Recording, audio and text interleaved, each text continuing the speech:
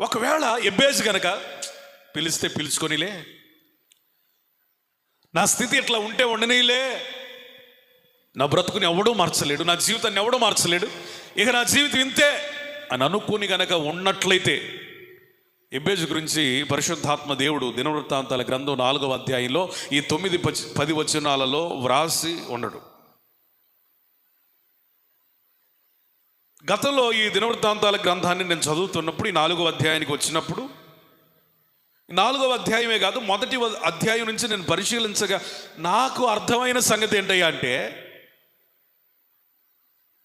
మొదటి అధ్యాయం 1వ వచనం నుంచి చదువుకుంటూ పోండి, ఎన్నో పేర్లు కనబడతాయి, చాలా పేర్లు కనబడతాయి. కానీ ఎందుకనో పరిశుద్ధాత్మ దేవుడు ఎబ్బేజు దగ్గరికి వచ్చేసరికి ఎబ్బేజు అనే ఒక పేరుతో ఆపకుండా ఎబ్బేజు యొక్క స్థితి, ఎబ్బేజు యొక్క రోషం, ఎబ్బేజు యొక్క ప్రార్థన, ఎబ్బేజు యొక్క ఆశీర్వాదం గురించి రాయించి పెట్టాడు. చేతులెత్తి స్తోత్రం చెప్పండి, హల్లెలూయా. ఎబ్బేజు జీవితంలో ఉన్నటువంటి ఒక గొప్పతనం, దేవుడిచ్చిన ఘనత ఏంటయ్యా అంటే, అతని పేరు దగ్గర పరిశుద్ధాత్ముడు మనల్ని నిలబెట్టాడు, ఆలోచింపజేశాడు. అతని పరిస్థితిని, గత స్థితిని, ప్రస్తుత స్థితిని, అతడు దీవించబడిన విధానాన్ని సంపూర్ణంగా 2 వచనాలలో రాయించాడు. ఏంటయ్యా ఆయన పరిస్థితి అంటే, గుర్తింపు లేదు, దీవెన లేదు, ఆశీర్వాదం లేదు, సరి అయిన పేరు లేదు, సమాజంలో చులకన భావం. సమాజం దాకెందుకంటే ఇంట్లోనే ఏం లేదు, గుర్తింపు లేదు, ప్రేమను పంచేవాళ్ళు లేరు, తన గురించి తాను చెప్పుకోవాలి అని ఎవరికైనా ఉంటుంది. కానీ ఎబ్బేజుకి తన గురించి తాను చెప్పుకోవాలంటే ఏమీ లేదు, ఏమీ లేదు, రక్తమైన ఒక జీవితం. ఇలాంటి ఖాళీ ప్రదేశంలో నుండి, ఇలాంటి లోయానుభవంలో నుండి, ఇలాంటి ఒక అసంతృప్తిలో నుండి ఎబ్బేజుకి ఏం కలిగిందో తెలుసా? రోషం కలిగింది. స్తోత్రం, ప్రైజ్ ది లార్డ్. చాలా మంది ఎలా సాగిపోతున్నారంటే, బ్రతుకుతున్నాం, ఏదో బ్రతుకుతున్నాం, అయిపోతుంది, తింటున్నాం, అయిపోతుంది, ఉదయాన్నే లేస్తున్నాం, పనులకు వెళ్తున్నాం, సంపాదిస్తున్నాం, పడుకుంటున్నాం, అయిపోయింది జీవితం. తింటున్నాం, త్రాగుతున్నాం, తిరుగుతున్నాం, అయిపోయింది. పండుగలు వస్తే చేసుకుంటున్నాం, సంతోషిస్తున్నాం, మరుసటి దినం నుంచి అది వేదన, దుఃఖం. ఒక రోషం లేని జీవితం. నేటి సంఘాలలో క్రైస్తవులు బ్రతుకుతున్న జీవితాలు ఏంటి అంటే, రోషము లేని జీవితం.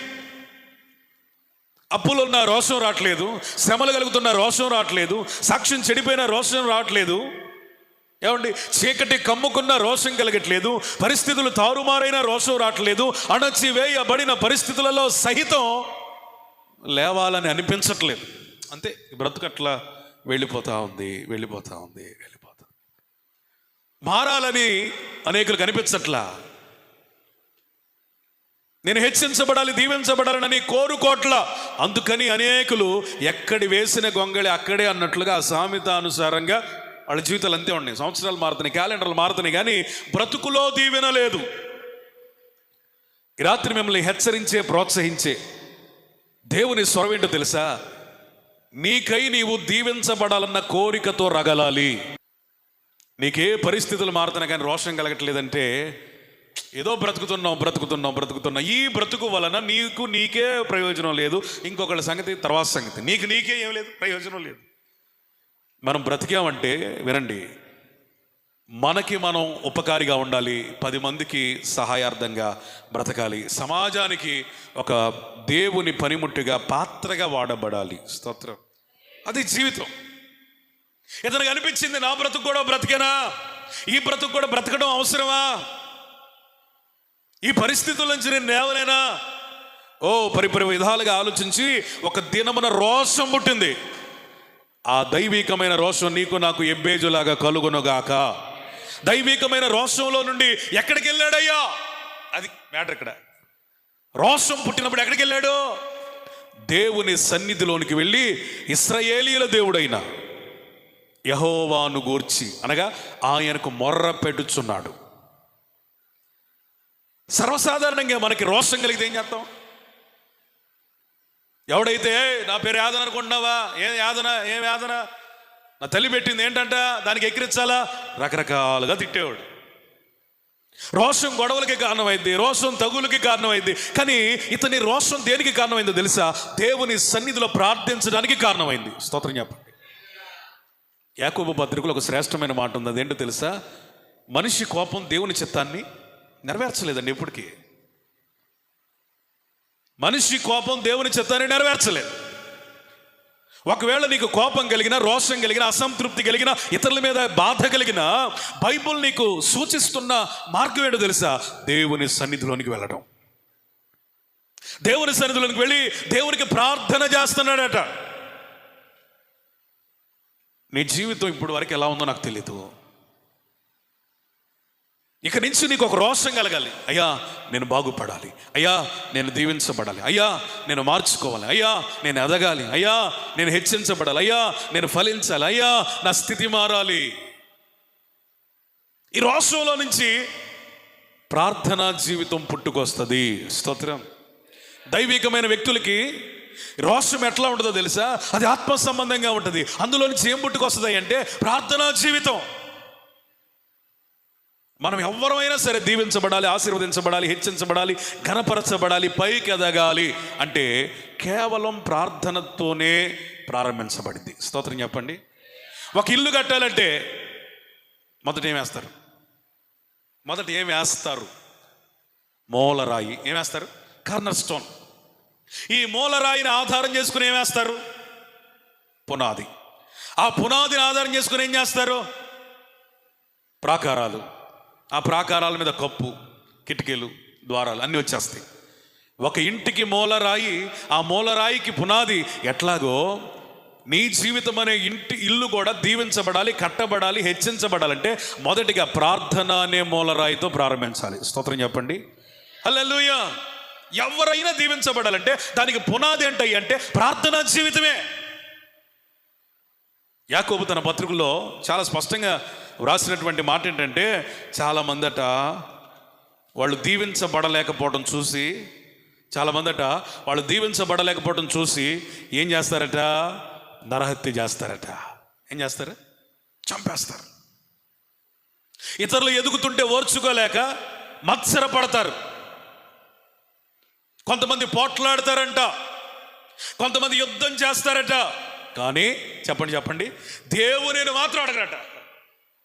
నా ప్రియ సోదరుడా, కొంతమంది యాకోబు పత్రికలో కొంతమంది ప్రజల జీవన వ్యవస్థ ఎట్లుంది? వాళ్ళు ఏదైనా కావాలంటే, దీవించబడాలంటే, ఆశీర్వదించబడాలంటే ఆ స్థితిలో ఉన్న వాళ్ళని చూసి పోట్లాడతారు, గొడవ పెట్టుకుంటారు, మత్సర పడతారు, ఏదేదో చేస్తారు. కానీ ప్రార్థన మాత్రం చేయరు. ఆయన చాలా స్పష్టంగా చెప్తున్న మాట ఏంటంటే, మీరు అడగనందు వలన చెప్పండి ఏమీ పొందుకోలేకపోతున్నారు. ఒకవేళ మీరు అడిగితే సమస్తాన్ని దేవుడిచ్చేవాడు కదా. బైబిల్లో ఇలాగే మత్సరపడి పోట్లాడిన ఒక ఉంది. ఆమె పేరు రాహేలు. తనకు పిల్లలు లేరని, ప్రేమించి చేసుకున్న నాకేమో పిల్లలు లేరు, ఏదో దురదృష్టవశాత్తు చేసుకున్న నాకేమో గంపెడు మంది పిల్లల్ని కనిచ్చావు, నాకు కూడా పిల్లలు కావాలని ఎవరితో గొడవ పెట్టుకుంది? యాకోబుతో గొడవ పెట్టుకుంది. యాకోబు చాలా మంచిగా, చక్కగా, దైవికంగా సమాధానం చెప్పాడు. ఏంటి తెలుసా? నేనేమన్నా దేవుని స్థానంలో ఉన్నానా? పిల్లల్ని కనిపెట్టి మిషన్ అనుకుంటున్నావు ఏంటి? ఆమెకి ఇచ్చాడంటే అది దేవునిని బట్టి, నన్ను బట్టి కాదు. స్తోత్రం చెప్పండి. Praise the lord. ఇప్పుడు రాహేలుకి అర్థమైంది, పిల్లలు కలిగేది నా భర్తను బట్టి కాదు. ఎందుకని నేను అనవసరంగా పోరాడుతున్నాను, అనవసరంగా మత్సరపడుతున్నాను, అనవసరంగా వ్యాధ్యం పెట్టుకుంటున్నాను లేదు అని ఆమె ఏం చేసిందో తెలుసా? ప్రార్థన చేయటం ప్రారంభించింది. స్తోత్రం చెప్పండి. తన అక్కకు కలిగిన కృప విషయమై దేవునితో పోరాడి గెలిచింది. చప్పట్లు కూడా దేవునికి స్తోత్రం చెప్పండి. హల్లెలూయా. తన అక్కకి ఏ కృప ఉందో చెప్పాలి. ఆ కృప నాకు కూడా కావాలి అని దేవునితో ఏం చేసింది? నా ప్రియ సోదరుడా, సోదరి, ఎవరికైనా కృప ఉందంటే మనం అసూయపడితే ఏమవదు, కానీ మరింత దిగజారిపోతాం. వారి కృపను చూసినప్పుడు మనకేమని అనిపించాలంటే, ఆ కృప నాకు కూడా ఉంటే బాగుండు అనుకోవడం తప్పుందా? ఏం లేదు. నేనేమంటానంటే, ఎవరికి ఏ కృప ఉన్నా అసూయపడొద్దు, ఎవరికి ఏ కృప ఉన్నా వారి మీద మత్సరపడద్దు. ఎవరికి ఏ కృప ఉన్నా వాళ్ళని అణిచివేయొద్దు. ఎవరికి ఏదున్నా సరే నువ్వు చేయాల్సిన పని ఏంటి తెలుసా? ఆ కృప నాకు కూడా కావాలి ప్రభు అని రాహేలు దేవుని సన్నిధిలో ఆశ్రయించి ప్రార్థించి పోరాడినట్లుగా మనం కూడా ఏం చేయాలి చెప్పండి? దేవా, ఆ కృప నాకు కూడా కావాలని కృప విషయమై పోరాడి గెలవాలి. స్తోత్రం చెప్పండి. దేవుడు అప్పుడు ఆమె గర్భఫలాన్ని తెరిచాడు. హల్లెలూయా, హల్లెలూయా. కాబట్టి మనం పోరాడినా, వ్యాజ్యమాడినా, వివాదం పెట్టుకున్నా, అసూయపడినా, మత్సరపడినా, నరహత్య చేసినా ఏమీ జరగదు. కానీ అడిగితే దేవుడు ఇస్తాడు. స్తోత్రం చెప్పండి. ఇదే యాకోబు పత్రికలో వ్రాయబడిన మాట ఏంటంటే, మీలో ఎవరికైనాను జ్ఞానము, జ్ఞానం అని ఉంటుంది. ఆ స్థానంలో ఇంకేదైనా పెట్టుకోండి, అన్ని పెట్టుకోండి, ఏదైనా పెట్టుకోండి. మీలో ఎవరికైనాను జ్ఞానము, చదువు, డబ్బు, ఆశీర్వాదం, కృప, బలము, ఆరోగ్యం, ఏదైనా సరే మీలో ఎవరికైనాను కొదువుగా ఉంటే మీరేం చేయాలి? ప్రార్థన చేయాలి. ఆయన ప్రార్థన చేస్తే ఏం చేస్తాడంటే, ఎవరిని గద్దింపక, ఈ మాట నాకు చాలా ఇష్టమైంది, ఎవరిని గద్దింపక అడిగిన వాళ్ళందరికట ధారాళంగా ఇస్తాడు. యేసయ్యకి స్తోత్రం చెబుతారా? నీకు అప్పులా? ప్రభువా, నా అప్పులు తీర్చయ్యా, నా అప్పులు తీర్చయ్యా, నా అప్పులు తీర్చయ్యా. దేవుడు ఏమన్నా కోప్పడతాడేమో అని మీలో ఎవరన్నా అనుకుంటున్నారా? కొంతమంది ఫీలింగ్ ఎట్లా ఉంటుందంటే, అయ్యో నేను శరీర సంబంధమైన అడుగుతున్నట్లుగా ఉన్నానే, శరీర సంబంధం అయిపోతున్నానేమో, అన్ని అప్పుల గురించే మాట్లాడుతున్నాను, ప్రార్థన చేస్తున్నాను, ఏ సంబంధమైన అవసరతల కొరకే ప్రార్థన చేస్తున్నాను అని భ్రమపడతారు, అపోహపడతారు. లేదు, నేనేమంటాను తెలుసా? ఆ అప్పులే నీ భక్తి జీవితాన్ని వెనక్కి లాగుతున్నాయి. కాబట్టి నువ్వు భక్తిలో మళ్ళీ స్థిరపడాలంటే ఏం చేయాలి? అప్పులు పోవాలి. అప్పులు పోవాలంటే ఏం చేయాలి? ప్రార్థన చేయాలి, దేవుని సన్నిధిలో అప్పులు పోవాలని. స్తోత్రం చెప్పండి. Praise the lord. ఈ పరిస్థితి మారాలంటే ప్రార్థన తప్ప ఇంకొక ప్రత్యామ్నాయం బైబిల్ మొత్తం చెప్పేది అదే. నీ పరిస్థితి మారాలంటే ప్రార్థన తప్ప మరొక ప్రత్యామ్నాయం లేదు. కొంతమంది వాళ్ళ పరిస్థితి బాగాలేదనుకోండి, భూత వైద్యుల దగ్గరికి వెళ్తారు. కొంతమంది పరిస్థితి బాగాలేదనుకోండి, గుమ్మడికాయలు కడతారు. కొంతమంది పరిస్థితి బాగాలేదనుకోండి, పేర్లు మార్చుకుంటారు. కొంతమంది పరిస్థితులు బాగాలేదనుకోండి, రంగురాళ్ళు పెట్టుకుంటారు. నేనంటాను, రంగురాళ్ళు పెట్టుకున్న, గుమ్మడికాయలు కట్టుకున్నా నీ స్థితి మారదు. ప్రార్థన మోకాళ్లతోనే నీ ఆశీర్వాదం మారుతుంది. స్తోత్రం. Praise the lord. ఈ పూట నేను ఈ వాక్యాన్ని ధ్యానిస్తూ ఉన్నప్పుడు ఎబ్బేజు జీవితం ద్వారా నేను నేర్చుకున్న పాఠం ఏంటంటే, ప్రార్థన చేదును విరుస్తుంది, చరిత్రనే మార్చేస్తుంది. చెప్పండి కూడా, దేవునికి స్తోత్రం చెప్పండి. చేదైన అనుభవాలను ఏం చేస్తుంది? విరిచేసింది. మారో అనుభవాలను ఏం చేస్తుంది? మధురంగా మార్చేస్తుంది. ప్రార్థనకు ఉన్న శక్తి అంటే అదే. ప్రార్థన చేదును విరిచి చరిత్రనే మార్చేసింది. నీ జీవితంలో శాపం అనే చేదు, నరకమనే చేదు, అప్పులనే చేదు, సంతోషం లేని పరిస్థితి అనే చేదు, దీవెన లేకపోవడం అనే చేదు, ఇవన్నీ పోవాలంటే ఏం చేయాలి చెప్పండి? ప్రార్థన. స్తోత్రం. హల్లెలూయా. ఒక దైవజనుడు చెప్పిన మాట ఏంటంటే, బలహీనమైన విశ్వాసి సైతం మోకాళ్ళ మీద ఉన్నప్పుడు వాడు అపవాదికి ఎట్లా కనపడతాడంటే బలమైన సైన్యంలాగా. నీ పరిస్థితులకు దెయ్యం కారణం, నీ పరిస్థితులకు అపవాది కారణం, నీ పరిస్థితులకి సాతాను బంధకాలే కారణం. ఇప్పుడు ఇవి పోవాలంటే మోకాళ్ళు వేయాలి. ఎంత బలహీనమైన విశ్వాసమైనా నువ్వు మోకాళ్ళు వేస్తేనట ఎట్లా కనపడతావంటే అపవాదికి ఒక బలమైన, చెప్పండి, సైన్యంలాగా. నిన్ను ఆదరించే వాళ్ళు ఎవరు లేకపోయినా, ప్రేమించే వాళ్ళు ఎవరు లేకపోయినా, నీకు అనుకూలంగా మాట్లాడే వాళ్ళు ఎవరు లేకపోయినా, నీవు ఒంటరిగా ఉన్న, దేవుని వాక్యం సెలవిస్తుంది, వారిలో ఒంటరి అయిన వాడు 10 వందలు అవుతాడు, 1000 మంది అవుతాడు. ప్రార్థనా జీవితమే ప్రతి ఆశీర్వాదానికి ప్రారంభం. ప్రార్థనా జీవితమే ప్రతి దీవెనకు మూలరాయి. ప్రార్థనా జీవితం అనే పునాది మీదే ప్రతి ఆశీర్వాదం కట్టబడుతుంది, నిర్మించబడుతుంది. ఈరోజు చాలామంది ప్రార్థనా జీవితాన్ని మరిచిపోయి ప్రయత్నాలు చేయడం మొదలు పెడుతున్నారు. ఒక దైవజనుడు చెప్పిన మాట ఏంటంటే, మనుషులు లేదా అపవాది ప్రయత్నాల్ని ఆటంకపరుస్తాడు ఖచ్చితంగా, కానీ ప్రార్థనని ఎన్నటికీ ఆటంకపరచలేడు. ఎన్నటికీ ఆటంకపరచలేడు. మన ప్రయత్నాలన్నీ వృధా అయిపోవచ్చు, కానీ ప్రార్థనని దేవుడు ఏం చేసుకుంటాడు? జ్ఞాపకం చేసుకుంటాడు. చార్లెస్ స్పర్జన్ గారు చెప్పిన అద్భుతమైన మాట, ఒక సమస్య గురించి 10 సంవత్సరాల నుంచి నువ్వు సణుగుతున్నావా, గొణుకుతున్నావా, అంగుళం కూడా నీ జీవితం కదలదు, అభివృద్ధి రాదు, మార్పు రాదు. అదే సమస్య గురించి 10 నిమిషాలు ప్రార్థన చేయి, ఖచ్చితంగా దేవుడు ద్వారాలు తెరుస్తాడు. స్తోత్రం చెప్పండి. Praise the lord. ఖచ్చితంగా నీ సమస్యల విషయమై, నీ కన్నీరు విషయమై, నీ వేదన విషయమై, నీ పరిస్థితి విషయమై నువ్వు ప్రార్థన మానేవు ఎంతవరకు, ఇది మొదలుకొని నువ్వు ప్రార్థన చేయడం ప్రారంభిస్తే ఖచ్చితంగా ఆ సమస్యలో దేవుడు ద్వారాలు తెరవడం నువ్వు చూస్తావు, కన్నులారా చూస్తావు. దానిలో ఒక మార్పు కలగడం నువ్వు చూస్తావు. దేవుడు పని చేయడం నువ్వు చూస్తావు.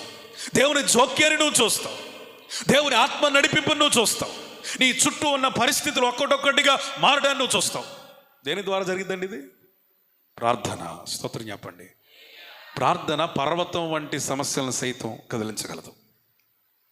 ప్రార్థన పర్వతం వంటి కఠినమైన రాతి గుండెలను కూడా కరిగించగలదు. ప్రపంచంలో ఒక విశ్వాసి ప్రార్థన చేయగా మార్చలేనిదంటూ ఏది లేదు. ప్రార్థన ద్వారా అసాధ్యమైనది ఏదీ లేదు.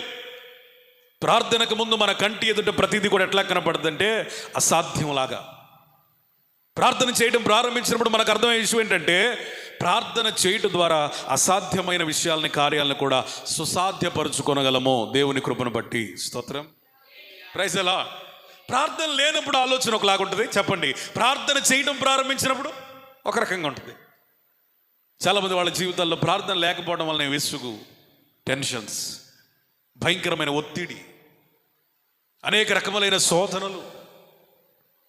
ఒక ఆమెకి భయంకరమైన ఒత్తిడి వచ్చినప్పుడు, భయంకరమైన తృణీకారం వచ్చినప్పుడు, భయంకరమైన టెన్షన్స్ వచ్చినప్పుడు, చెప్పుకోలేని సమస్య వచ్చినప్పుడు, ఎవరికి చెప్పాలో, ఎటు వెళ్ళిపోవాలో అర్థం కాని పరిస్థితుల్లో ఆమె కోపములో ఉన్నప్పుడు ఎక్కడికి వెళ్ళింది చెప్పండి? దేవుని సన్నిధిలో. ఎవరామె? అన్న. కోపడినప్పుడు ఏం చేస్తారు? సర్వసాధారణంగా గొడవలు పెట్టుకుంటారు, అశాంతికి గురవుతారు. కానీ ఈమె కోపంలో ఏం చేసిందో తెలుసా? దేవుని సన్నిధిలో ప్రార్థన చేయడం ప్రారంభించింది. స్తోత్రం. హల్లెలూయా. వేదనలో ఉన్నప్పుడు ప్రార్థించింది, కన్నీరు విడవడం ప్రారంభించింది.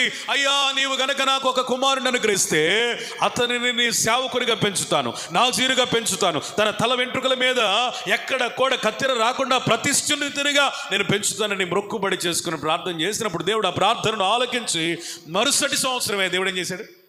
కార్యాన్ని జరిగించి గర్భమును తెరిచి శామ్యూయల్ని ఇచ్చాడు. ఏమండి, ఈ కార్యం ఎప్పుడు జరిగింది? ప్రార్థన చేయకుండా ఎన్ని సంవత్సరాలు ఉందా ఆమె? ఎన్ని సంవత్సరాలు ప్రార్థన చేయకుండా ఉందో నాకు తెలియదు, కానీ అన్ని సంవత్సరాలకి ఆమె వేదనే, అసంతృప్తే, సంతోషం లేని జీవితమే. ప్రేమించే భర్త ఉన్నాడు, సంతోషం లేదు. ఆస్తి ఉంది, ఐశ్వర్యం ఉంది, సంతోషం లేదు. అంత సర్వ సమృద్ధి ఉంది, సంతోషం లేదు. తన ఎలా చెప్పొచ్చు, తన ఆ అక్క కంటే కూడా తన భర్త ఎవరిని ఎక్కువగా ప్రేమించాడు? తననే ఎక్కువగా ప్రేమించాడు, 2 పాళ్ళు ఎక్కువగా ప్రేమించాడు. అయినా కానీ ఆ ప్రేమ కూడా ఆమెకు సంతోషం ఇవ్వలేకపోయింది. కారణం ఏంటంటే తన జీవితంలో ఉన్నటువంటి లోటు. మన జీవితాల్లో నిజమైన సంతోషాన్ని మనం అనుభవించలేకపోవడానికి గల కారణం ఏదో ఒక లోటు. సరైన రీతిలో ఆశీర్వదించబడకపోవటం. ఇలాంటి పరిస్థితుల్లో మనం ఏవేవో ప్రయత్నాలు చేయటం కాదు, ఎవరి మీద ఎగరటం కాదు, కానీ ఈ నిస్సంతోషం స్థానంలో, వేదన స్థానంలో ఒక సంతోషం కలగాలంటే నేనేం చేయాలి అనే ఒక ప్రశ్న, ఒక మంట, ఒక రోషం మనకు కలిగి అన్నావలే దేవుని సన్నిధిలో కన్నీరు విడవాలి. వేదనలో నుండి మనకేం కలగాలి? ప్రార్థన రావాలి, కన్నీరు రావాలి. రోషంలో నుండి మనకేం రావాలి? మోకాళ్ళ అనుభవం రావాలి. ఆమె ఎన్నడూ ప్రార్థించింది కాదే, కానీ ఆ సమస్య ఆమెను ప్రార్థించేలాగా చేసింది.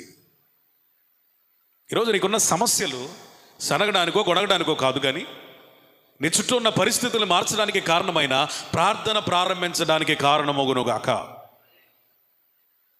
నీకున్న సమస్యలు నిన్ను భక్తిహీనుడిగా మార్చడానికి కొరకు కాదు, కానీ భక్తిలో మరింత వేరుపారున్నట్లుగా, బలమైన విజ్ఞాపన వీరునిగా మార్చబడినట్లుగా నువ్వు ప్రార్థన ప్రారంభించాలి. ఎబ్బేజు చుట్టూ పరిస్థితులు అట్లాగున్నాయి, హన్నా చుట్టూ పరిస్థితులు అట్లాగున్నాయి. వాళ్ళు ప్రార్థన చేసినప్పుడు మాత్రమే మార్పు చూశారు. బైబిల్లో దావీదు ఒక అద్భుతమైన ప్రార్థన చేస్తాడు. ఏంటయ్యా ప్రార్థన అంటే, అయ్యా నేను ఎక్కలేనంత ఎత్తైన కొండలకు నన్ను ఎక్కించుము. లోయ అనుభవాల్లో ఉన్నానయ్యా, ఒంటరిగా విడిచిపెట్టబడిన అనుభవంలో ఉన్నానయ్యా, చిన్న మందకే పరిమితమై ఉన్నానయ్యా, నాకు ఎక్కాలనుంది, నన్ను ఎక్కించు, నన్ను హెచ్చించు, నన్ను దీవించు.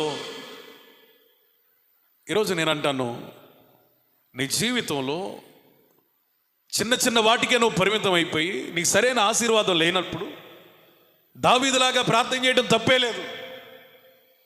అయ్యా, ఎక్కలేనంత ఎత్తైన కొండ, అది నా సామర్థ్యానికి మించింది, బలానికి మించింది, స్థాయికి మించింది, నా వల్ల కాదది, కానీ నాకు ఎక్కాలని ఉంది. తల్లిదండ్రులైన మనల్ని కూడా మన పిల్లలు మనం అది చేస్తామా చెయ్యమా అనేది ఆలోచించకుండా కొన్ని అడుగుతూ ఉంటారు. నేను ఎప్పుడైనా స్కూల్ నుంచి వస్తూ ఉన్నప్పుడు క్యాంటీన్ తీసుకొని క్యాండీ అప్పుడప్పుడు అడుగుతాడు, డాడీ ఆ గొర్రె పిల్ల కొని, డాడీ ఆ గొర్రెని కొని అడుగుతూ ఉంటాడు. తనకు అర్థం కావాలని నేను ఏమంటానంటే, ఏమండి ఆ గొర్రె ఎంత అంటే 8,000 అంటాడు. ఎంత పిల్లే? 8,000. 8,000 అంటే దాని అర్థం కూడా తెలియదు.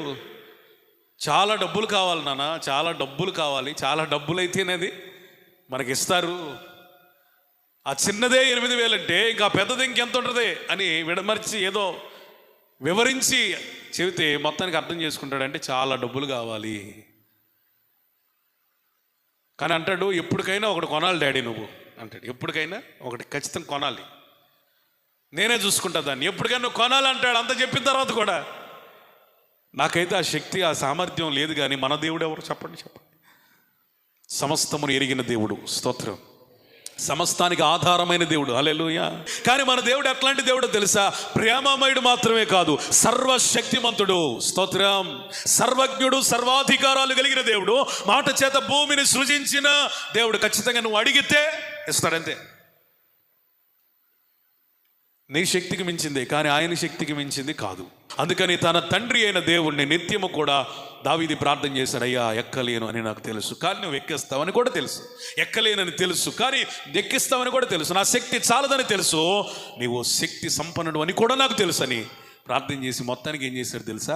గొర్రెల చిన్న మందకి పరిమితం అయిపోయినటువంటి ఆ వ్యక్తి ఎక్కడికి వెళ్ళాడు తెలుసా? సింహాసనం ఎక్కి రాజుగా చరిత్రలో నిలిచిపోయాడు. ఏ రాజు గురించి మీరు చదవండి, రాజుల గ్రంథంలో, దినవృత్తాంతాల గ్రంథంలో ఏ రాజు గురించి అయినా చదవండి, మాటి మాటికి ఎవరి ప్రస్తావన కనపడింది చెప్పండి? దావీదు ప్రస్తావన. స్తోత్రం చెప్పండి. ఏ రాజునైనా దేవుడు వర్ణించాలి, వివరించాలి పరిశుద్ధాత్ముడు అంటే స్కేల్గా, ప్రమాణంగా ఎవరిని పెట్టుకున్నాడు?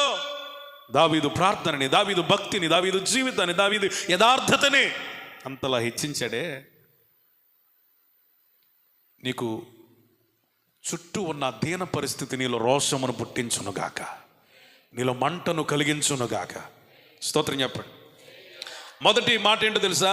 నీకున్న స్థితిగతులను బట్టి నువ్వేం చేయాలి తెలుసా? ప్రార్థనను ప్రారంభించాలి. నిశ్చయంగా అప్పుడు దేవుడు పనిని ప్రారంభిస్తాడు. తర్వాత ఏం చేయాలి తెలుసా? నీవు నన్ను ఆ ప్రార్థన ఎలా చేయాలి?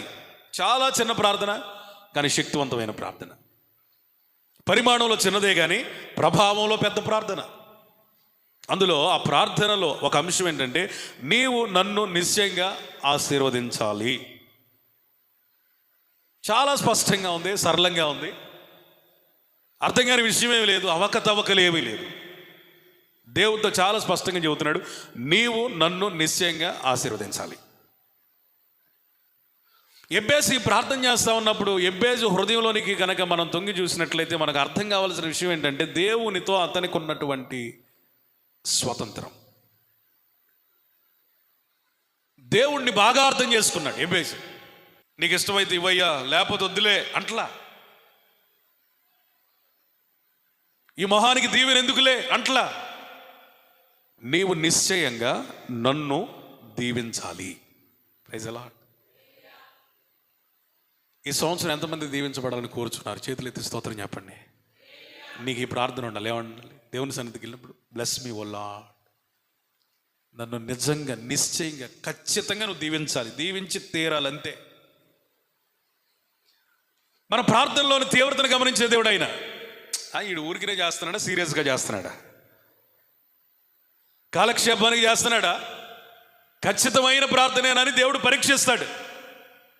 ఖచ్చితంగా దేవుని సన్నిధిలోనికి మనం వెళ్ళినప్పుడు మన ప్రార్థన ఏమై ఉండాలి అంటే, అయ్యా నిశ్చయంగా నేను దీవించబడాలి, ఈ శాపంలో నుంచి బయటికి రావాలి, నేను ఖచ్చితంగా దీవించబడాల్సిందే. నీ హృదయంలో ఇటువంటి మనస్సు కలుగునుగాక. ఇలాంటి ప్రార్థన బైబిల్లో ఒక ఆయన చేశాడు. ఎవరైనా? యాకోబు. మంచిగా చెప్పారు, నువ్వు దీవించకపోతే నేనేం చేయను, నిన్ను వదిలిపెట్టను. స్తోత్రం చెప్పండి.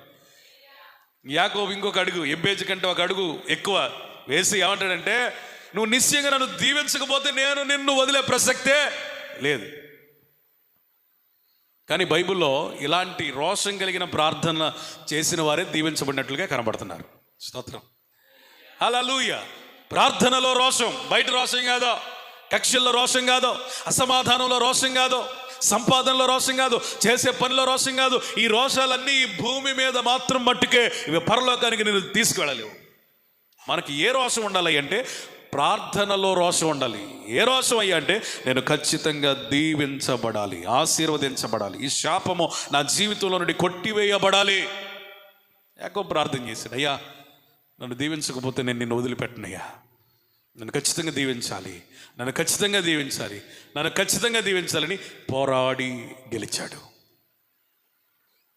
హోషేయ గ్రంథంలో యాకోబు యొక్క ప్రార్థన గురించి వ్రాయబడిన మాట ఏంటంటే, యాకోబు మగసిరి గలవాడై. అంటే అర్థం ఏంటి? నువ్వు మగోడు అయితే అనే ఒక లోకపరంగా మాట్లాడే ఆ మాటని ఎక్కడ తీసుకొచ్చాడు చెప్పండి? బైబిల్లో ప్రార్థనలో మగసిరి కలిగి ప్రార్థన చేయటం అంటే ఏంటో తెలుసా? ఖచ్చితంగా దీవించబడాలన్న కోరికతో ప్రార్థించటం. నువ్వు దేవుని సన్నిధికి వస్తే ఖచ్చితంగా నేను దీవించబడాలి, ఈ సంవత్సరం ఆశీర్వదించబడాలి, ఈ సమస్యలో విజయాన్ని నేను చూడాలి, ఈ పరిస్థితిలో మార్పు నేను చూడాలి, ఖచ్చితంగా జరగాలని ఒక మంట మగసిరి అంటే ఇంకేంటో తెలుసా? ఆయనట కన్నీళ్లు విడిచాడట. యాకోబు ఏం చేశాడు? కన్నీరు విడిచి, నీకు నిజంగా దీవించబడాలి అని ఉంటే ఖచ్చితంగా ఆ సమస్త విషయంలో ఏం రావాలి? కన్నీరు రావాలి. పిల్లలు చూడండి, ఏదన్నా మనం కొనిస్తామని కొనియలేదు అనుకోండి, కళ్ళం నీళ్ళు పెట్టుకొని మనం కొనిచ్చేదాకా ఏడుస్తూనే ఉంటారు, కన్నీళ్ళు విడుస్తూనే ఉంటారు. మనకేమనిపించింది అంటే కనీసం ఏడుపన్నా ఆపుతారని కొనిచ్చాలనిపించింది. కానీ మన కన్నీరు చూసి చెలించే దేవుడు, మన కన్నీరుని నాట్యంగా మార్చే దేవుడు. నీ జీవితంలో ఏదైనా ఒకటి కావాలంటే అది పట్టుదలతో కూడిన ప్రార్థన అయితే ఖచ్చితంగా అందులో మనకి ఏమి రావాలి చెప్పండి? కన్నీరు. ఇంకా ఆయన ఏం చేశాడంట? బ్రతిమిలాడుకున్నాడు. హోషేయ గ్రంథంలో మీరు చదవండి తర్వాత, బ్రతిమిలాడుకున్నాడు యాకోబు దేవుణ్ణి. ఏమన్నా తెలుసా? అయ్యా దీవించయ్యా, దీవించయ్యా, దీవించయ్యా, దీవించయ్యా, దీవించయ్యా. ఒకరోజు మీకు బ్రతిమిలాడే ప్రార్థనలో ఉన్న శక్తిని గురించి చెప్పాను. నేను ప్రార్థన చేశాను కాబట్టి అయిపోయిద్ది అని అనుకోకూడదు. నేను ప్రార్థన చేశాను కాబట్టి కార్యం జరిగిద్ది అని అనుకోకూడదు. ఆ సమస్య విషయంలో, ఆ పరిస్థితి విషయంలో, ఆ జయం విషయంలో, ఆ అవసరత విషయంలో, ఆ కార్యం విషయంలో మనం ఏం చేయాలి? బ్రతిమిలాడాలి. స్తోత్రం చెప్పండి. యేసు ప్రభు అందరికీ అర్థమయ్యే ఉపమానం ఒకటి చెప్పాడు. ఒక ఊరిలో ఒక విధవరాలు ఉంది. ఆమెకు ఒక సమస్య వచ్చింది. ఆ ఊరిలో పట్టణంలో ఉన్నటువంటి న్యాయాధిపతి దగ్గరికి వెళ్ళి, అయ్యా సమస్య తీర్చమంది. ఈ న్యాయాధిపతి ఎవరయ్యా అంటే మనుషుల్ని లక్ష్యం చేయనివాడు, దేవుని భయం లేనివాడు. ఆమెకి ఏమాత్రం న్యాయం తీర్చట్లేదు. అతడు అన్యాయస్తుడు కూడా. అయినను ఈమె పట్టు విడవకుండా పదే ఆయన దగ్గరికి వెళ్ళి, అయా న్యాయం చేయి, అయా వ్యాజ్యం తీర్చు, అయా న్యాయం చేయి, అయా వ్యాజ్యం తీర్చని బ్రతిమలాడుతూ ఉంటే ఒకరోజు అతనికి విసుగు కలిగి ఏమనిపించిందంటే, ఈ విధవరాలు మాటికి నా యొద్దకు రాకున్నట్లుగా ఈమెకి ఏదో ఒక న్యాయం చేసి నేను పంపించాలని మనసులో అనుకొని ఆమెకు న్యాయము తీర్చి పంపించాడు. మనుషుల్ని లక్ష్య పెట్టని వాడు, దేవుని భయం లేనివాడు, అతడు అన్యాయస్తుడు. అయినను ఒక విధవరాలికి న్యాయం తీర్చాడు. కారణం ఏంటి చెప్పండి? ఆమె బ్రతిమిలాడుకుంది పదే. మరి మన దేవుడు ఎవరు? మనుషుల్ని సృజించిన వాడు. మన దేవుడు ఎవరు? దేవాతి దేవుడు. మన దేవుడు ఎవరో? న్యాయాధిపతి, న్యాయము తీర్చే దేవుడు. స్తోత్రం. దాటిపోనివాడు. హల్లెలూయా. ఖచ్చితంగా నీ జీవితంలో ఏం చేస్తాడు? ఆయన కనికరిస్తాడు, దిగి వస్తాడు. కన్నీరు చూసి ఆగిపోయే దేవుడు, బ్రతిమలాడుకోవడం చూసి ఆగిపోయే దేవుడు. గుడ్డివారి కేకలకి ఏమైపోయాడు? స్తంభించిపోయాడు. స్తోత్రం. దాటిపోయిన వాడు కూడా వెనుదిరిగి వచ్చాడు. హిజ్కియా కన్నీటి ప్రార్థనకి వెనుదిరిగి వెళ్ళిపోయిన ప్రవక్తను కూడా ఏం చేశాడు? మరలా పంపించాడు. మన దేవుడు ఎవరు?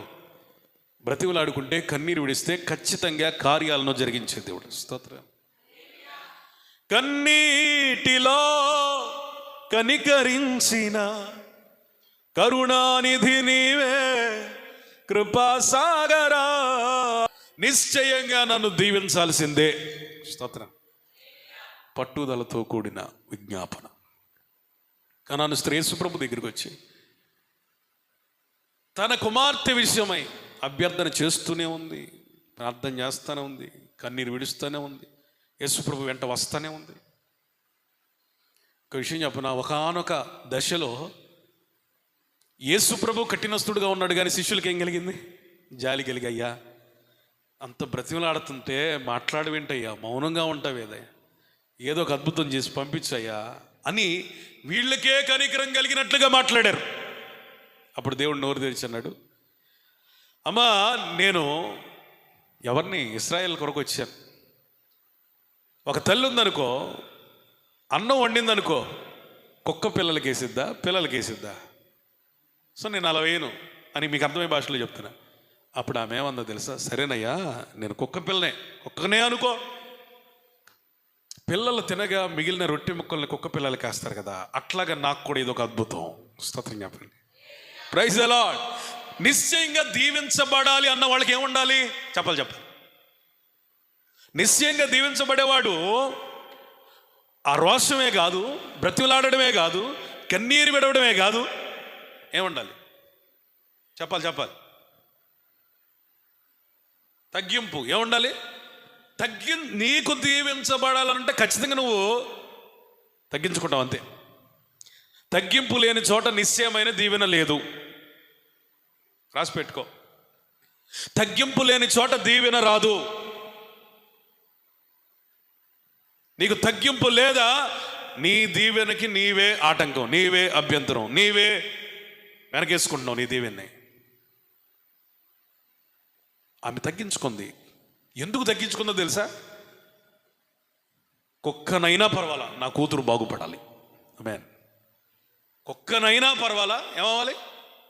నా కూతురు బాగుపడాలి. నేనేమంటానంటే, మీ పిల్లల విషయమై ఈమెలాగా మీరు ప్రార్థిస్తున్నారా? పిల్లల కోసం డబ్బులను అడుగుతాం, పిల్లల కోసం సహాయాలు అడుగుతాం. మరి పిల్లలు దీవించబడాలని ప్రార్థన చేస్తే నిశ్చయంగా అది నిజమైన దీవెన. తల్లిదండ్రులమైన మనము మన పిల్లలకి ఇవ్వగలిగిన శాశ్వతమైన స్వాస్థ్యం ఏదైనా ఉందంటే వారి కొరకు చేసే ప్రార్థన. నువ్వు ఇచ్చిన ఆస్తులు తరిగిపోతాయి, కరిగిపోతాయి, కానీ ప్రార్థన వారి విషయంలో పని చేయటం ప్రారంభించుతుంది. ఈ స్థిరమైన ఆస్తి అండి, ఇది చెరగని ఆస్తి. నిశ్చయంగా ఈ ప్రార్థన ఏం చేసిందో తెలుసా? ఒక దినమున వారిని దీవించింది. హల్లెలూయా, హల్లెలూయా. నీ పిల్లల కొరకు ప్రార్థన చేయి, వెళకు కలిగి ప్రార్థన చేయి, వారి మీద చేతులు పెట్టి ప్రార్థన చేయి, వారు దీవించబడాలని ప్రార్థన చేయి, వారు ఆశీర్వదించబడాలని ప్రార్థన చేయి. శపితమైన ఈ లోకములో ఒక దీవెనకరమైన జ్వాలగా వెలగాలని ప్రార్థన చేయి. ఈరోజు చాలామంది పిల్లలు ఆ కనాను స్త్రీ యొక్క కుమార్తెకు దెయ్యం పట్టినట్లుగా పిల్లలకి ఏం పట్టింది? దెయ్యం. అవిధేయత అనే దెయ్యం, పాపం అనే దెయ్యం, జారత్వం అనే దెయ్యం, వ్యభిచారం అనే దెయ్యం, క్రమశిక్షణ లేని దెయ్యం, పొగరబోతుతనం అనే దెయ్యం. చిన్న చిన్న పిల్లల్లో సైతం అలాంటి గుణ లక్షణాలు మనం చూస్తున్నప్పుడు మనం ఏం చేయాలి తెలుసా? వారిలో ఉన్న అవిధేయత లేదా రకరకాలైన పాపాలు, రకరకాలైనటువంటి దెయ్యాలు పోనట్లుగా కనాను స్త్రీ వేదనతో కన్నీరు విడిచి బ్రతిమలాడి తగ్గించుకుని ప్రార్థన చేసినట్లుగా చేయాలి. స్తోత్రం. Praise the lord. కన్నీరు విడిచింది, వదలటం లేదు. చివరికి కుక్క అని అనిపించుకోవడానికి కూడా ఇష్టపడింది, కానీ డోంట్ కేర్, కుక్క అన్నా పర్వాలేదయ్యా, నాకు నా కుమార్తె బాగుపడటమే కావాలి. అప్పుడు యేసయ్య నోరు తెరిచాడు, అమ్మా నీ విశ్వాసం చాలా గొప్పది. స్తోత్రం చెప్పండి. నీ విశ్వాసం చాలా గొప్పదమ్మా. వెంటనే తన కుమార్తెకి స్వస్థత కలిగింది. చప్పట్లు కూడా దేవునికి స్తోత్రం చెప్పండి. హల్లెలూయా. నీ జీవితంలో నీ పిల్లల కొరకు, నీ సమస్యల కొరకు, నీ పరిస్థితులు మారడం కోసం నువ్వు తగ్గించుకోకపోతే ఆశీర్వాదాన్ని చూడలేవు. మొదటిగా ఏం చేయాలి? మనలో ఒక రోషం పుట్టాలి, మారాలి, ఆశీర్వదించబడాలి. రెండోది ఏం చేయాలి? ప్రార్థనతో ప్రారంభించాలి. మూడోది ఏంటో తెలుసా? నిశ్చయంగా నేను దీవించబడాలి. స్తోత్రం. ఆ రాత్రంతా యాకోబు చేసిన ప్రార్థన ఏంటో తెలుసా? నేను దీవించబడాలి, దీవించబడాలి, నిజమైన దీవెన కావాలి. దీవెన లేకపోతే నేను వెళ్ళలేను, కదలలేను. ఆ రాత్రి జరిగిన దీవెన ఏంటో తెలుసా? 400 మంది చంపడానికి వచ్చారు. ఆ 400 మంది పక్కకు తొలగిపోయారు. 20 సంవత్సరాలు కఠినమైన మనస్సుతో కక్షాపూర్వితంగా వ్యవహరించడానికి వచ్చిన అన్నకి కనికరం కలిగింది. మెడ మీద పడి కన్నీరు విడిచి ముద్దులు పెట్టాడు. ఇవన్నీ శాపాలు. మన చుట్టూ ఏంటి చెప్పండి? ఇవన్నీ శాపాలు. ఇవి పోవాలంటే కేవలం ప్రార్థన ద్వారా మాత్రమే జరిగింది. నిశ్చయంగా దీవించబడాలయ్యా, ఈ మరణం తప్పించబడాలయ్యా, ఆ శాపం పోవాలయ్యా. ఇక్కడ ప్రార్థన చేస్తూ ఉంటే అక్కడ సైన్యం బలహీనమవుతూ ఉంది. ప్రైజ్ ఎలా? ఇక్కడ ప్రార్థన చేస్తామంటే అక్కడ వారి వ్యూహం ఏమైపోతుంది? చల్లా చెదురైపోతుంది. ఇక్కడ ప్రార్థిస్తూ ఉంటే వారి మనస్సులో ఏమైపోతున్నాయి? కఠినత్వం పోయి మృదుత్వం వస్తుంది. కఠినమైన మనుషుల మధ్య మనుషుల దయను మనం పొందుకోవాలంటే అంత సులభమైన విషయం ఏమీ కాదు. కేవలం ప్రార్థన ద్వారా మనుషుల దయ మన మీదకి వస్తుంది. నీ ప్రార్థన మనుషుల్ని కరిగించింది, కదిలించింది. సామెతల గ్రంథంలో ఉన్న మాట అదే. దేవుడు మనుషుల హృదయాల్ని ఏం చేస్తున్నాడు? ఆయన చిత్తవృత్తి చొప్పున త్రిప్పుతున్నాడు. మనుషుల హృదయాలు మారాలంటే ఎవరికి మనం ప్రార్థన చేయాలి? దేవునికి. అయ్యా పలానా వారి విషయంలో నాకు న్యాయం తీర్చు, అయ్యా పలానా వ్యక్తుల విషయం, అయ్యా పలానా పరిస్థితి, అయ్యా పలానా అధికారి. ఇప్పుడు నువ్వు ఏ వ్యక్తి గురించి అయితే ప్రార్థన చేస్తావో దేవుడు ఏం చేస్తాడు? అక్కడ వాళ్ళని సరి చేస్తాడు, వారితో మాట్లాడతాడు, వారి మార్గాల్ని మారుస్తాడు, వారి ప్రణాళికల్ని కొట్టేస్తాడు. దానియేలు ప్రార్థన కఠినమైన క్రూర మృగాల గుండెల్ని మార్చేసింది. స్తోత్రం, హల్లెలూయా.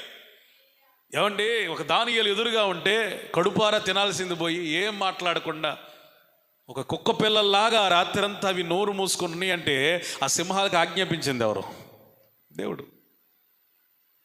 ఈరోజు సింహాల వంటి మనుషుల మధ్యలో, పరిస్థితుల మధ్యలో, క్రూర మృగాల మధ్యలో నువ్వు జీవిస్తున్నా ప్రార్థనే వారి నోళ్లను మోస్తుంది.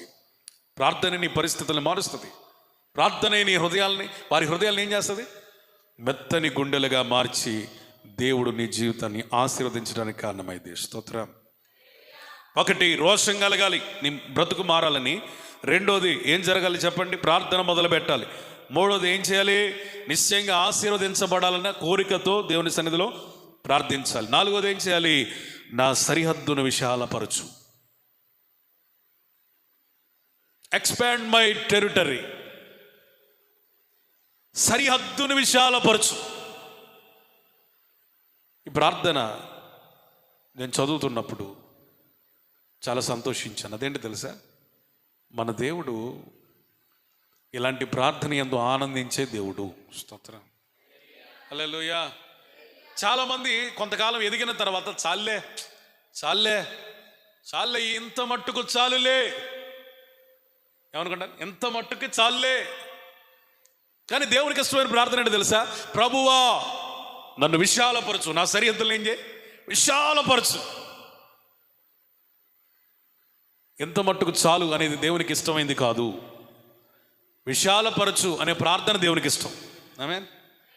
అయ్యా నా పరిచయం విస్తరించాలి, అయ్యా మా పిల్లలు విస్తరించాలి, అయ్యా ఉద్యోగం విస్తరించాలి, అయ్యా వ్యాపారం విస్తరించాలి, అయ్యా ఆత్మీయతలో కూడా నేను విస్తరించాలి. ఆది కాండంలోనే మొదటి అధ్యాయంలోనే 28వ వచనం, దేవుడు వారిని ఆశీర్వదించును ఎట్లనగా, మీరు ఫలించండి, అభివృద్ధి పొందండి, విస్తరించండి, భూమిని నిండించండి, దానిని లోపరుచుకోండి. యోహాను సువార్త 15వ అధ్యాయంలో కూడా వ్రాయబడిన మాట, మీరు బహుగా ఫలించుట వలన నా తండ్రి సంతోషపడతాడు. మన దేవుడు అన్ని విషయాల్లో మనం విస్తరించాలని, వృద్ధి అవ్వాలని, గొప్పగా ఫలించాలని కోరుకుంటున్న దేవుడై ఉన్నాడు. ఆర్థికంగా, ఆత్మీయంగా, సామాజికంగా అన్ని విషయాల్లో ఈ సంవత్సరం నీ ప్రార్థన ఏమైందో తెలుసా? అయ్యా నేను ప్రార్థనలో విస్తరించాలి. ఎక్కడ స్తోత్రం చెప్పండి. నువ్వు నీ కుటుంబమే నీ ప్రార్థనలో ఉన్నారా? అదొక ఇరుకైన ప్రార్థన. ఇప్పుడు నీ ప్రార్థన కూడా విశాలపరచబడితే ఏం చేస్తావు? ఖచ్చితంగా ఆ ప్రార్థనలో అనేకులు వస్తారు, అనేక సమస్యలు వస్తాయి, అనేక మంది రోగులు వస్తారు, అనేక మంది బలహీనులు వస్తారు, అనేకులు నీకు అవసరతలు చెప్పుకున్న వాళ్ళు వస్తారు. ఇప్పుడు ప్రార్థనలో ఎంతమంది చేరితే ఆ ప్రార్థనా జీవితం అంతా విస్తరించినట్టు. కాబట్టి నీ జీవితంలో ప్రార్థన విస్తరించాలి. ఆర్థికంగా మాత్రమే కాదు, ఆత్మీయంగా విస్తరించినప్పుడు నీ ప్రార్థన విస్తరిస్తుంది. నీ ప్రార్థన విస్తరించినప్పుడు ఏం జరిగిందో తెలుసా? ఆ ప్రార్థనలోనికి అనేకులు వస్తారు. నన్ను ఆశ్చర్యపరిచే, సిగ్గుపరిచే ఒక అనుభవం ఏంటో తెలుసా? పౌలు తెలిసిన వారి కొరకు, తెలియని వారి కొరకు, చూసిన వారి కొరకు, ఎన్నడూ చూడని వారి కొరకు తన ప్రార్థనలో పోరాడాడట. తెలిసిన వారికి ఓకే, తెలియని వారి కొరకు ప్రార్థించాలంటే పౌలు ప్రార్థనలు ఎంత విస్తరించాడు? చూసిన వారి కొరకు అంటే ఓకే, చూడని వారి కొరకు కూడా ప్రార్థించాడంటే పౌలు ప్రార్థనలు ఎంత విస్తరించాడు? 30, 60, 100 అంటే ఏంటి తెలుసా? క్రమక్రమముగా విస్తరించే అనుభవం. గతంలో 30 ఉన్నావా? ఈ సంవత్సరం ప్రార్థన చేయి, అయ్యా ఈ సంవత్సరం మొదలుకొని నన్ను 60 అనుభవంలోనికి నడిపించు. ఏ అనుభవం? 60. 30 దాటి 60లోనికి మనం వచ్చుదుముగాక, సంఘము వచ్చునుగాక. అయ్యా ఈ 30తో సంతృప్తి పడే జీవితం నాకొద్దు, నేనేమవ్వాలి? 60కి విస్తరించాలి. ఇదేంటో తెలుసా? విస్తరించే అనుభవం. ఎంత మట్టుకు చాలు. ఏలియా ఒక దినాన్ని ప్రార్థన చేస్తున్నాడు, అయ్యా ఇంత మట్టుకి చాలు, it's enough for my life. ఈ పరిచర్య చాలు, ఈ ప్రార్థన చాలు, ఈ భారం చాలు, ఈ త్యాగం చాలు, ఈ జీవితం చాలు, చాలు చాలు చాలు చాలు. దేవుడు అంటున్నాడు, అయ్యా పిచ్చోడా, ఇప్పుడే మొదలయ్యింది. స్తోత్రం, హల్లెలూయా. ఇప్పుడే ప్రారంభించబడింది.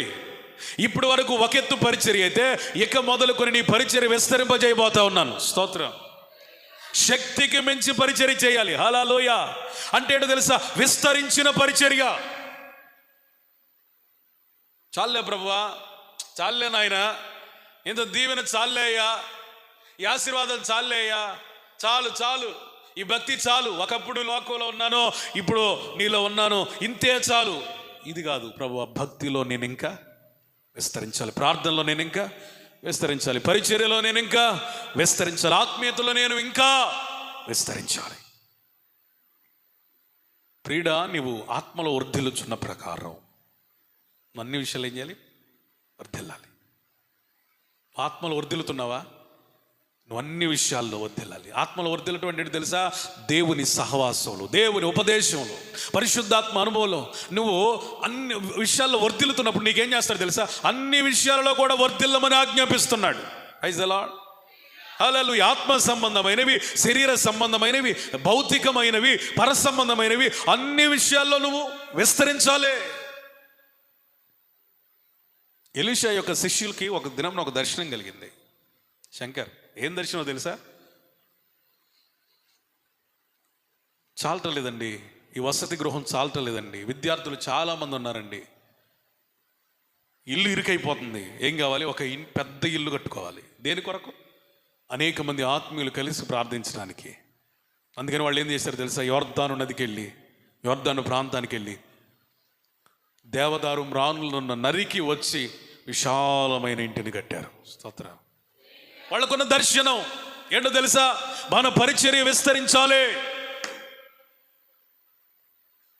మన పరిచర్య విస్తరించాలి, ఖచ్చితంగా విస్తరించాలి. దేవునికి స్తోత్రం. 5 రొట్టెలు 2 చేపలు దేవుని చేతులు పెట్టినప్పుడు దేవుడు విరవడం ప్రారంభించాడు. ఎందుకు తెలుసా? విస్తరింప చేయటానికి. నీ జీవితంలో విస్తరించేటప్పుడు దేవుడు ఏం చేస్తాడంటే విరవడం ప్రారంభిస్తాడు. విరుస్తున్నాడంటే అర్థం బాధ, నొప్పి, భయం, వేదన, ఒంటరితనం అన్నీ కలుగుతాయి.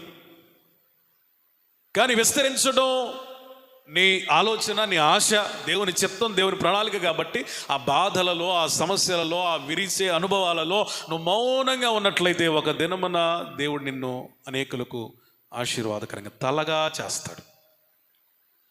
ఆ రొట్టెను విరిచేటప్పుడు ఆ రొట్టెకి బాధ కలిగే ఉంటుంది, కానీ చెప్పండి, ఆ బాధను కూడా ఆ రొట్టె మౌనంగా ఉండడాన్ని బట్టి 12 గంపల రొట్టెలు మిగిలాయి. స్తోత్రం చెప్పండి. రొట్టెకి బాధ కలగటం ఏంటండి? ఆ రొట్టెవి నీవే. నిన్ను విరిచేటప్పుడు బాధ, శ్రమ, కన్నీరు, వేదన, అవమానం, నింద, ఒంటరితనం వస్తాయి. అవి విరిచేటప్పుడు నువ్వు మౌనంగా ఉంటే నీ వంటి అనేకులను దేవుడు నీకు ఇస్తాడు. స్తోత్ర. సమృద్ధినిస్తాడు. హల్లెలూయా. ఇంకా మిగిలే ఆశీర్వాదం ఇస్తాడు. హల్లెలూయా. ఆయన ఆశీర్వాదం ఎట్లా ఉంటుందో తెలుసా? కడుపు నిండటమే కాదు, ఇంకా వాళ్ళంటే కడుపార తిని అమ్మయ్య ఇక చాలు అనుకుని వెళ్ళారంట. అంత మాత్రమే కాదు, ఆ ఉపమానంలో మనం నేర్చుకోవాల్సిన పాఠం ఏంటంటే కడుపార తినటమే కాదు, ఎన్ని గంపలు మిగిలాయి? 12 గంపలు మిగిలాయి. మిగులుట విస్తరణ. ఈ సంవత్సరం నువ్వు విస్తరించాలని ప్రభువు కోరుకుంటున్నాడు. ఆత్మీయంగా, ఆర్థికంగా, ప్రార్థనలో, పరిశుద్ధతలో విస్తరించాలి. యోసేపు గురించి వ్రాయబడిన ప్రవచనం ఏంటంటే అతడు ఫలించడి కొమ్మ. అతని కొమ్మలు ఎక్కడికి ఎక్కాయంట? ప్రాకారాలు ఎక్కాయి. అంటే అర్థం ఏంటి? విశాలపరచబడిన అనుభవం. ఫలించడి కొమ్మ ఎక్కడి వరకు విస్తరించాడో? కనాను నుండి ఈజిప్టు దాకా విస్తరించాడు. యేసుకి స్తోత్రం చెబుతారా? ఈ విస్తరించే క్రమంలో ఎన్ని అవమానాలు, ఎన్ని నిందలు, ఎంత ఒంటరితనం, ఎంత అణచివేత, ఎంత కృంగుబాటుతనం, ఎన్ని చేయని తప్పిదాలకు కూడా శిక్ష, చరానుభవం, బానిస సంఖ్యల, రకరకాలు ఎదుర్కొని మౌనంగా సహనంతో దేవుని గురించి నిరీక్షణ కలిగి ఉన్నప్పుడు ఆ యోసేపుని ఎక్కడ దాకా ఎత్తాడంటే ఫరో తర్వాత ఫరో అంతటి వారిగా. యోసేపుకు కలిగిన అనుభవాలు గుండా నేను నడిపిస్తున్నాడా? ఈ అనుభవాల్లో నువ్వు జ్ఞాపకం చేసుకోవాల్సింది ఏంటి తెలుసా? ప్రభువా, నన్ను కూడా విస్తరింప చేస్తున్నందుకు స్తోత్రం. నా విస్తరణను కోరుకుంటున్నందుకు స్తోత్రం. నన్ను విశాలపరచాలన్న నీ ఆశ నాలో నెరవేర్పులోనికి వచ్చును గాక అని నువ్వు గనక మౌనంగా సహిస్తే యోసేపును విస్తరింపజేసిన దేవుడు నిన్ను కూడా విస్తరింప చేస్తాడు. స్తోత్రం చెప్పండి. Praise the lord. చాలయ్యా అనొద్దు. ఎంత మట్టుకు చాలయ్యా అనొద్దు. విశాలపరచబడాలి. గుడారపు త్రాళ్ళు పొడిగించబడాలి. మేకులు దిట్టపరచబడాలి. విశాలం. ఎప్పుడైతే మనం విశాలపరచబడతామో అనేకులకు మనం ఆశ్రయంగా మార్చబడతాం. ఇస్సాకు జీవితంలో దేవుడు ఎట్లా విశాలపరిచాడంటే క్రమక్రమముగా అతను ఏం చేశాడు? పెద్ద జనముగా చేశాడు. మన జీవితాలు కూడా క్రమక్రమముగా దీవించబడాలి. క్రమక్రమముగా దీవించబడలేకపోవడం, క్రమక్రమముగా దీవెన నీకు రావట్లేదు, నీ జీవితంలో చూడట్లేదు అంటే ఖచ్చితంగా నువ్వు ఒకసారి ఆలోచన చేసుకోవాలి. ఎక్కడ ఫాల్ట్? కొంతమంది దీవించబడలేకపోగా మళ్ళీ మొదటికి వెళ్ళిపోతారు. ఎక్కడ సమస్య? ఎక్కడ సంవత్సరం మనం విస్తరించాలి. సంవత్సరం అన్ని విషయాలు మనం ఏమాలి? విస్తరించాలి. విస్తరించకపోతే ప్రార్థన తగ్గిందని అర్థం. వెనక్కి వెళ్ళిపోతున్నావంటే భక్తి తగ్గిందని అర్థం. అందుకని నువ్వేం చేయాలి చెప్పండి? విస్తరించు దేవుని సన్నిధిలో విసుగు చెందక ప్రార్థన చేయాలి. ఇస్సాకు ధ్యానం చేసేవాడట. ఎందుకు విస్తరించాడు చెప్పండి? ధ్యాన జీవితం, ప్రార్థనా జీవితం. ధ్యానం అంటే ఏమీ లేదు, ప్రేయర్ లైఫ్, ప్రార్థనా జీవితం. ఇస్సాకు యొక్క ప్రార్థనా జీవితమే అతను ఏం చేసింది? ఒకసారి ఇస్సాకు జీవితం విస్తరించడం ఆగిపోయింది. ఎప్పుడు? క్రమక్రమంగా దీవించబడిన ఇస్సాకు ఆ అనుభవాన్ని చూడలేక ఆగిపోయిన పరిస్థితి వచ్చింది. ఎప్పుడు? రెబ్కాకి పిల్లలు లేనప్పుడు. ఎప్పుడు? పిల్లలు లేనప్పుడు. అప్పుడు ఏం చేశాడు తెలుసా? ఆమె గురించి ప్రార్థన చేశాడట. స్తోత్రం చెప్పండి. ఇస్సాకు ప్రార్థన విని దేవుడు ఏం చేశాడు? రిబ్కా యొక్క గర్భమును తెరచాడు. నీ జీవితంలో కొన్నిసార్లు ఆగిపోతాయి, స్టక్ అయిపోతాయి ఆశీర్వాదాలు. ఎందుకు ఆగిపోయిందో నువ్వు గమనించి నువ్వేం చేయాలి? ఇస్సాకులాగా మెళకువగలిగి ప్రార్థన చేసినట్లయితే బంధించబడినవి తెరుస్తాడు, స్తోత్రం. మూయబడినవి తెరుస్తాడు, హల్లెలూయా. ఆగిపోయినవి ఆరంభిస్తాడు, హల్లెలూయా. చివరిగా అతడు ఏం చేశాడయ్యా అంటే, నాకు కీడు రాకుండా దానిలో నుండి నన్ను తప్పించుము.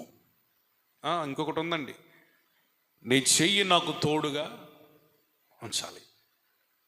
దేవుడు మనం ఏం కోరుకోవాలి తెలుసా? ప్రభువా నాకు తోడుగా ఉండయ్యా. స్తోత్రం చెప్పండి. కష్టములో నష్టములో నా తోడు ఉన్నావు, వేదనలో ఆవేదనలో నా చెంత ఉన్నావు. ఆయన చెయ్యి ఎలాంటి చెయ్యి తెలుసా? ఆకాశమును విశాలపరిచిన చెయ్యి. ఆయన చెయ్యి శిష్యులను గలిలయలో దీవించిన చెయ్యి. ఆయన చెయ్యి చేతులు ఏముందట? తార, నక్షత్రాలని. ప్రకటన గ్రంథంలో ఆయన కుడి చేతులు ఏమున్నాయి? నక్షత్రాలు. అంటే ప్రకాశింపజేసే చెయ్యి, దీవించే చెయ్యి, విస్తరింపజేసే చెయ్యి. ఆయన చెయ్యి ఏలియా నడుమును బలపరిచిన చెయ్యి. ప్రైజలా. దేవుని హస్తమట ఏలియాని బలపరచగా ఏలియా ఎట్లా వెళ్ళాడు? రథము వేగముతో. విశాలపరిచే చెయ్యి, బలపరిచే చెయ్యి, దీవించే చెయ్యి, ప్రకాశింపజేసే చెయ్యి, ఇంకా ఎన్నో అనుభవాలు ఈ చేతిలో ఉన్నాయి. ఈ చెయ్యి ఏంటో తెలుసా? మార్గమును చూపించే చెయ్యి. పేతురు జీవితంలో ఎటేమన్నాడు దేవుడు? చెయ్యి వల కుడివైపున. స్తోత్రం చెప్పండి, హల్లెలూయా. మార్గనిర్దేశకత్వం చేసే చెయ్యి. అందుకని ఏమన్నాడంటే, నీ చెయ్యి నాకు తోడుగా ఉండాలయ్యా. చాలామంది ఉదయాన్నే లేచి అనుకుంటారు, ఎవరి మొహం చూశానో ఈరోజు అంత ఎట్టుంది. ఎవరో మొహం కాదు, నీ మొహమే నువ్వు చూసుకుని ఉంటావు. ఉదయాన్నే లేచి ప్రార్థన చేయకుండా అర్థం చూసుకుని ఉంటావు. ఎవరో మొహం చూస్తే కలిసి రావటమో, ఎవరో ఎదురొస్తే కలిసి రావటం ఉండదండి. దేవుని చెయ్యి తోడుగా ఉంటే ఎక్కడైనా కలిసి వస్తుంది. నువ్వు చేసే ప్రతి పనిలో ఎవరి చెయ్యి తోడుగా ఉండాలి? దేవుడు తోడుగా ఉండాలి.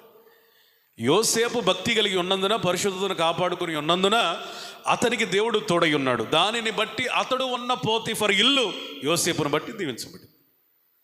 మనం దీవించబడటమే కాదు, చెప్పండి, దీవెనకు కారకులంగా మార్చబడతాం. యెహోషువకి దేవుడు తోడై ఉన్నదని వెళ్ళిన ప్రతి స్థలంలో ఏమొచ్చింది? జయం. దావీదుకు దేవుడు తోడై ఉండుట చూచి సౌలుకట ఏం కలిగింది? భయం కలిగింది. దేవుడు ఇస్సాకుకు తోడై ఉన్నాడని గ్రహించిన శత్రువులు ఇస్సాకుతో సమాధాన పడ్డారు. దేవుడు తోడుగా ఉంటే జయం, దేవుడు తోడుగా ఉంటే దీవెన, దేవుడు తోడుగా ఉంటే భయం, దేవుడు తోడుగా ఉంటే విజయం, దేవుడు తోడుగా ఉంటే ధైర్యం కూడా. అయ్యా నేను పురుషుని ఎరుగని దానినే, అయ్యో ఈ నింద ఎలా భరించాలే. మరియమ్మ తల్లి గారికి దేవుడు తోడై ఉన్నందున ఆమె అలాంటి నిందలలో కూడా యేసయ్యకి గర్భాన్ని ధరించి పరిశుద్ధాత్మను బట్టి జన్మనిచ్చింది. ధైర్యం. ఆమె కూడా మన వంటి మాతృరాలే, బలహీనురాలే, కానీ పరిశుద్ధాత్ముడు ఇచ్చిన ధైర్యం ఆమె నిందను కూడా, సవాళ్ళను కూడా తట్టుకొని ఒక దైవికమైన కార్యంలో పాలు పంచుకోవడానికి నిలబడింది. స్థిరచిత్తురాలయ్యింది.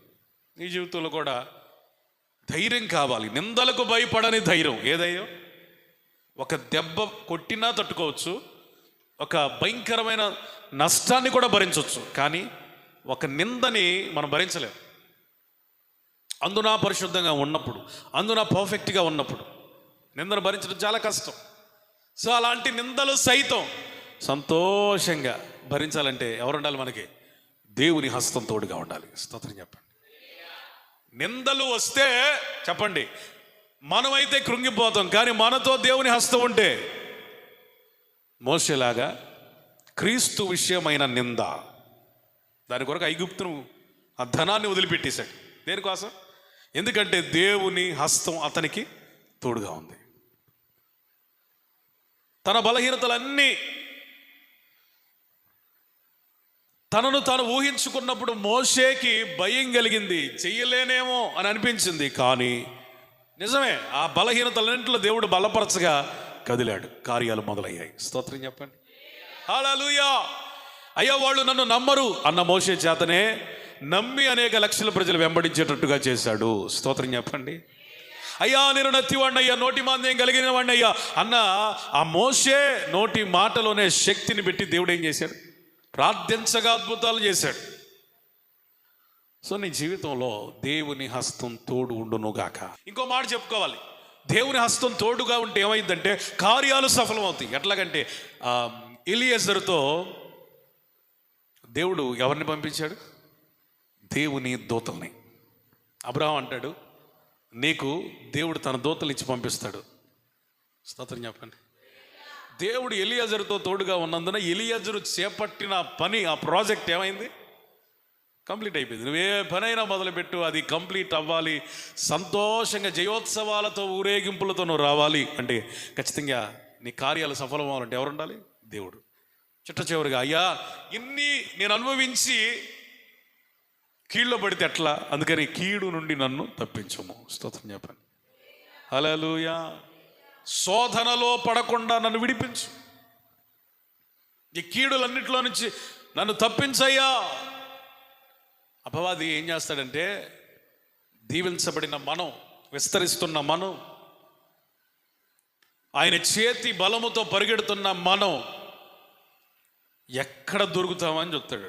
కీడులో పడేయటానికి, ఒక ప్రమాదంలో, ఒక యాక్సిడెంట్లో, ఒక నిందలో, ఒక పరిస్థితిలో పడేయటానికి చూస్తాడు. అలాంటి పరిస్థితుల్లో మనము పడకుండా కాపాడగలిగేది దేవుడే. స్తోత్రం చెప్పండి. అందుకని సామెతల్లో ఉన్న మాట ఏంటంటే, నీవు నడుచున్నప్పుడు నీ పాదము ఇరుకున పడదు. దేవుడు మనల్ని నడిపిస్తే మన పాదం ఎక్కడ పడదు? ఇరుకులో పడదు. ఇరుకున పట్టడం అంటే ఎట్లుంటుందో మీకు మాట చెప్తా. ఫర్ ఎగ్జాంపుల్, మనం రైల్వే ట్రాక్ దాడుతున్నామండి, అప్రయత్నంగా అనుకోకుండా కంగారులో ఆ కాలు 2 రైలు పట్టాల మధ్యలో పడింది, తీసుకోవటం కుదరట్లేదు, ట్రైన్ వస్తుంది, పరిస్థితి ఇరుకున పడటం అంటే అదే. దావీదు ఇరుకున పడిన అనేక పరిస్థితుల నుంచి దేవుడు లేవనెత్తాడు. అందుకనే జిగట కలిగిన దొంగ ఊబిలో నుండి ఆయన లేపాడు. స్తోత్రం చెప్పండి. యోసేపుని ఎండిన చెప్పండి ఆ గుంటలో నుండి లేపాడు. హల్లెలూయా. ఇర్మియాని కూడా బురద కలిగిన గుంటలో నుండి లేపాడు. హల్లెలూయా. షడ్రక్ మెషక్ అబేద్నెగోలను అగ్నిలో నుండి బయటకు రప్పించాడు. దానియేలుని సింహపు బోన్లో నుండి తప్పించాడు. ఇవన్నీ ఏంటంటే కీడులు. నీ జీవితం అంతం అవడం దేవుని చిత్తం కాదు.